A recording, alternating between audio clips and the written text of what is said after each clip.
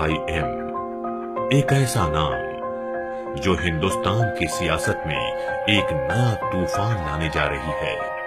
यूं माने तो इसकी शुरुआत हो चुकी है। जी हां, इस आंधी के बारे में बताने से पहले MIM की शुरुआत कहां से हुई, ये आपको बताएंगे। हिंदुस्तान की आजादी के बाद जब हैदराबाद में मुसलमानों के जुल्म को देखकर एक आवाज उठी कि अब हमारी भी कोई अपनी पॉलिटिकल पार्टी होनी चाहिए, और ये आवाज उठाने वाले बहादुर यार जंग थे, जिन्होंने मुसलमानों के मुस्तकबिल को अच्छा बनाने के लिए MIM को अमल में लाया। उनकी सदारत के बाद MIM की कमान को संभाला अब्दुल वाहिद ओवैसी ने। अब्दुल वाहिद ओवैसी ने जब MIM की कमान को हाथ में लिया ही था कि जुल्म सितम के बादल उन पर टूटने लगे और कई मुश्किलात का सामना करना पड़ा और उन्हें जेल जाना पड़ा। जेल जाते समय उन्होंने MIM की सदारत अपने जवान बेटे सुल्तान सलाउद्दीन ओवैसी को दी।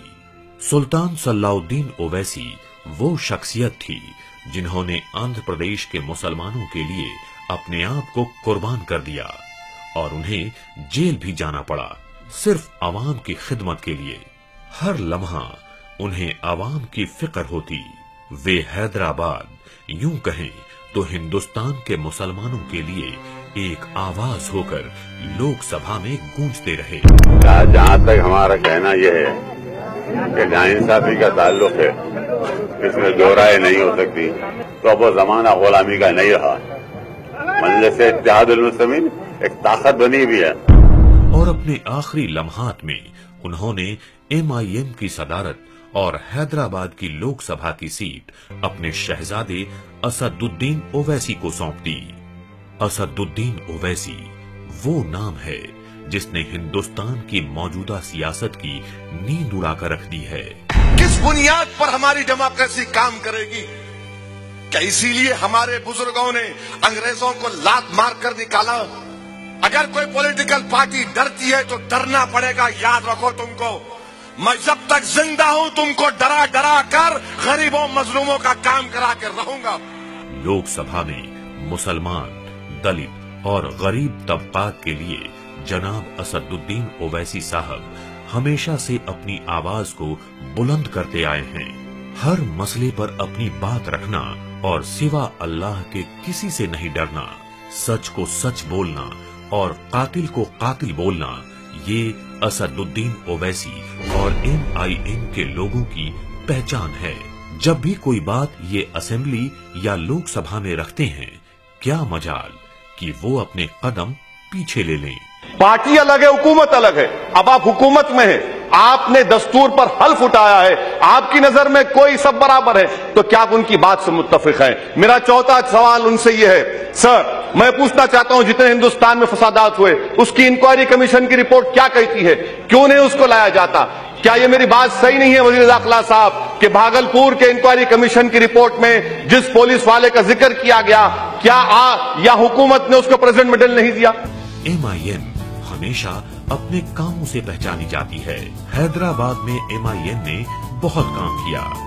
कॉलेज, स्कूल, हॉस्पिटल और हर तबकात में मुसलमान और गरीबों की क़ियादत करते आए हैं। इन सब तरक्कियाती कामों को अंजाम देने के लिए असदुद्दीन ओवैसी के छोटे भाई अकबरुद्दीन ओवैसी ने अपनी जान की बाजी लगा दी। आवाम की खिदमत के लिए और मौत के मुंह से वापस आए। आवाम की दुआओं से अल्लाह ने उन्हें एक नई जिंदगी दी। अरे डरने घबराने वालों का नाम मजलिस नहीं है। ये जिस्म पे सीने पर 3 गोलियां खाई मैंने, 70 मरतबा चाकू से मारे, इस हाथ पे 40 मरतबा मारे, लेकिन उसके बाद भी अकबर ओवैसी मरा नहीं, खड़ा है यहां पे।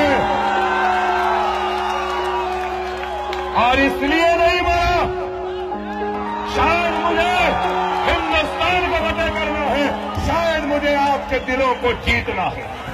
और वो आज और जोरों शोर से आवाम की खिदमत कर रहे हैं। इसका यही नतीजा है कि आज हिंदुस्तान ये कहने पर मजबूर हो गया है कि ऐ खानदान ओवैसी, तुम्हारा बहुत बहुत शुक्रिया। If you like the video, please like, share, subscribe and comment.